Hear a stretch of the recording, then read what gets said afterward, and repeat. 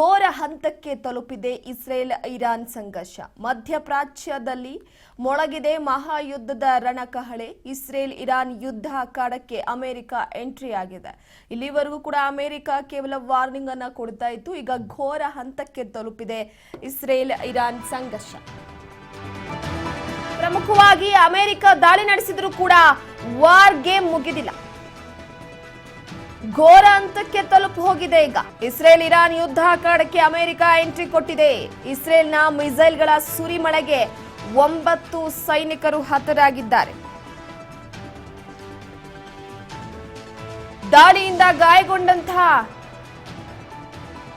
ವಿಚಾರವಾಗಿ ನೋಡೋದಾದ್ರೆ ಈಗ ಇರಾನ್ ಅಮೆರಿಕ ದಾಳಿ ನಡೆಸಿದ್ರು ಕೂಡ ವಾರ್ ಮುಗಿಯದ ಗೇಮ್ ಆಗಿದೆ. ಯಾಕಂದ್ರೆ ಪ್ರಮುಖವಾಗಿ ಈಗಾಗಲೇ ಇರಾನ್ ಅಣುಸ್ಥಾವರಗಳ ಮೇಲೆ ಅಮೆರಿಕ ವೈಮಾನಿಕ ದಾಳಿಯನ್ನು ನಡೆಸಿದೆ.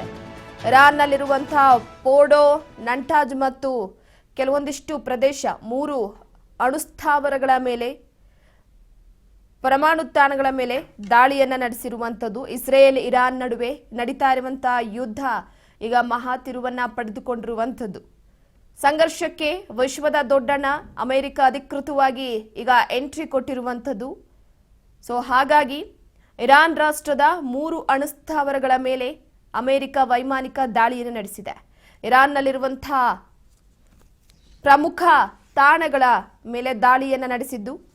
ಈ ಕುರಿತು ಅಮೆರಿಕ ಅಧ್ಯಕ್ಷ ಡೊನಾಲ್ಡ್ ಟ್ರಂಪ್ ಅವರು ಕೂಡ ಸಾಮಾಜಿಕ ಜಾಲತಾಣದಲ್ಲಿ ಪೋಸ್ಟ್ ಮಾಡಿ ಘೋಷಣೆಯನ್ನ ಮಾಡಿದ್ರು. ಈ ಬೆಳವಣಿಗೆ ಅಣುಯುದ್ಧದ ಭೀತಿಯನ್ನ ಹೆಚ್ಚಾಗುವಂತೆ ಕೂಡ ಮಾಡಿದೆ. ಸೊ ಹಾಗಾಗಿ ಇರಾನ್ನ ಪರಮಾಣು ನೆಲೆಗಳ ಮೇಲೆ ಅಮೆರಿಕ ಅತ್ಯಂತ ಯಶಸ್ವಿಯಾಗಿ ದಾಳಿಯನ್ನು ನಡೆಸಿದ್ದು. ಎಲ್ಲಾ ವಿಮಾನಗಳು ಈಗ ಇರಾನಿನ ವಾಯು ಪ್ರದೇಶದಿಂದ ಹೊರಗಿವೆ ಅಂತ ಕೂಡ ಟ್ರಂಪ್ ಹೇಳಿರುವಂಥದ್ದು.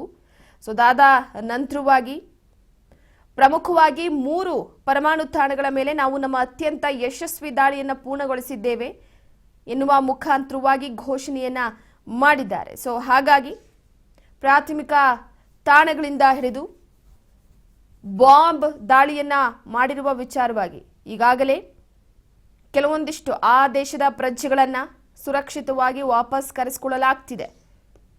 ಇನ್ನ ಅಮೆರಿಕ ಅಧ್ಯಕ್ಷ ಡೊನಾಲ್ಡ್ ಟ್ರಂಪ್ ಅವರು ತೆಗೆದುಕೊಂಡಂತಹ ನಿರ್ಧಾರದ ವಿಚಾರವಾಗಿ ಅಮೆರಿಕ ಅಧ್ಯಕ್ಷರನ್ನ ಹೊಗಳಿದ್ದಾರೆ ಇಸ್ರೇಲ್ ಪ್ರಧಾನಿ.